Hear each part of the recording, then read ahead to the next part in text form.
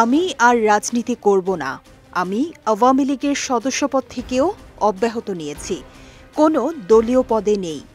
আদালতে দাঁড়িয়ে বিচারকের উদ্দেশ্যে কথাগুলো বলছিলেন ক্ষমতাচ্যুত আওয়ামী লীগ সরকারের সাবেক শিল্প প্রতিমন্ত্রী কামাল আহমেদ মজুমদার। আজ সকালে ঢাকার চিফ মেট্রোপলিটন ম্যাজিস্ট্রেট আদালতে দাঁড়িয়ে কথাগুলো বলছিলেন তিনি। এদিন আদালতে তোলার পর কাঠগড়ায় রাখা হয় তাকে। এরপর সকাল 10:07 বিচারক এজলাসে আসেন। এরপর বিচারকের উদ্দেশ্যে কান্নাজড়িত কণ্ঠে কামাল আহমেদ মজুমদার বলেন, আমি ন্যায় বিচার চাই।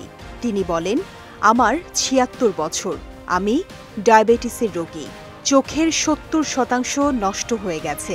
আমার পরিবার সম্পর্কে কোনো খোঁজ খবর নিতে পারছি না। একের পর এক মামলা দিয়ে আমাকে অত্যাচার করা হচ্ছে। কারা কর্তৃপক্ষ আমাকে ডিজিটাল কুরআন ও ডায়াবেটিস মাপার যন্ত্র দিচ্ছে না। এরপর শুরু হয় আসামিদের গ্রেফতার দেখানোর আবেদনের উপর শুনানি।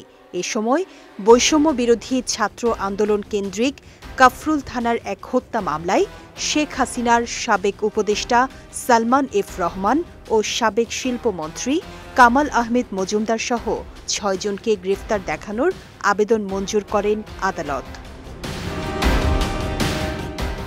পরে কাঠগড়া থেকে নামার সময় কামাল আহমেদ মজুমদার সাংবাদিকদের উদ্দেশ্য করে বলেন, রাজনীতি থেকে একেবারে অব্যাহতি, আওয়ামী লীগের সাধারণ সদস্য পদ থেকেও অব্যাহতি। আমার দলীয় কোনো পদ নেই। 76 বছর বয়সে রাজনীতি করা যায় না। আমরা চাই নতুন নেতৃত্ব আসুক। এরপর তাকে সহ অন্যান্য আসামিদের সিএমএম আদালতের হাজতখানায় প্রবেশ করানো হয়।